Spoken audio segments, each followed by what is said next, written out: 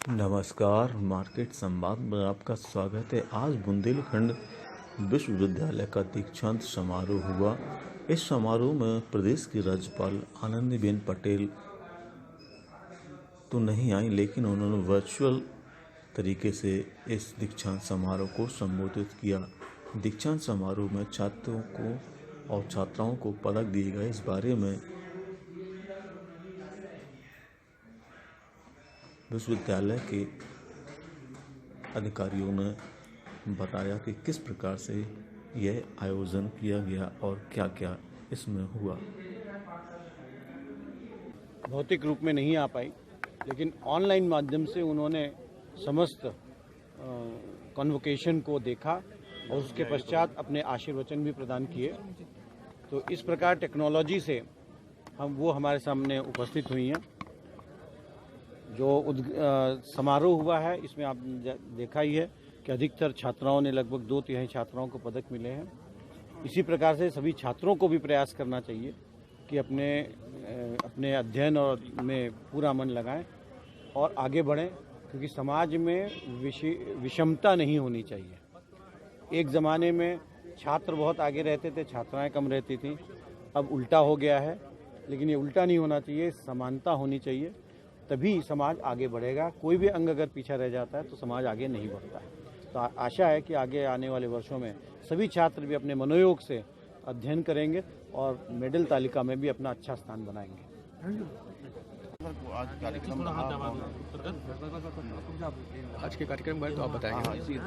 जी, आज 25वां दीक्षांत समारोह इस बुंदेलखंड विश्वविद्यालय का आयोजित था।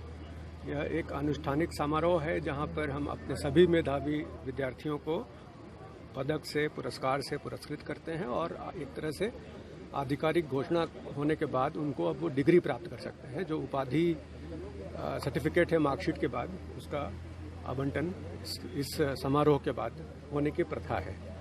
जहां तक प्रश्न है पदक प्राप्तकर्ताओं का, तो आपने देखा होगा कि बेटियों ने पुनः उत्कृष्ट प्रदर्शन किया है और ढेर सारे विद्यार्थियों ने, बालिकाओं ने उच्च पदक प्राप्त किए हैं और ये हम सभी के लिए गौरव का विषय है। जहाँ तक इस विश्वविद्यालय का प्रश्न है, हमने अपने उद्बोधन में भी बताया कि यह एक मात्र राज्य विश्वविद्यालयों में एक प्रकार का अनूठा विश्वविद्यालय है जहाँ पर 100 से अधिक पाठ्यक्रम संचालित हैं और नवोन्मेष की सारी उम्मीदें इस विश्वविद्यालय के साथ हैं। जिस प्रकार से इसने अपने को आईटी स्ट्रक्चर में सुदृढ़ किया है, एक विश्वसनीय तंत्र विकसित किया है, आने वाले दिनों में उच्च शिक्षा नीति के क्रियान्वयन में यह विश्वविद्यालय अग्रणी होगा। जहां तक दूसरा प्रश्न है रिसर्च का, आपने देखा होगा कि इस विश्वविद्यालय ने विकासशील देशों के लिए साइंस एंड टेक्नोलॉजी में जो रिसर्च होना चाहिए उसका एक परियोजना का संचालन स्ट्राइड के तौर पर हो रहा है। और अभी हाल ही में स्ट्रॉबेरी के उत्पादन के लिए माननीय प्रधानमंत्री ने भी इस बात का उल्लेख किया कि यहाँ की इस धरा की एक उद्यमी ने उस दिशा में कीर्तिमान स्थापित किया है और मुझे खुशी है कि विश्वविद्यालय भी उस दिशा में प्रयास कर रहा है।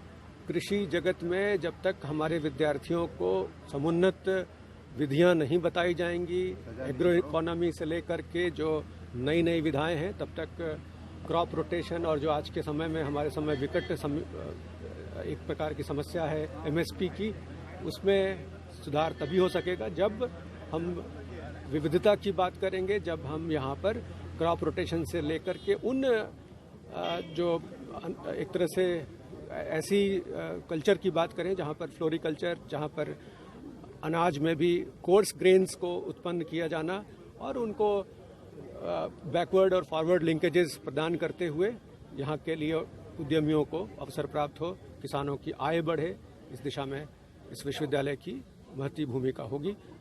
आप सभी जो इस कार्यक्रम के द्वारा जुड़े थे, सभी को बहुत बहुत बधाइयाँ जिन्होंने उपाधि प्राप्त की।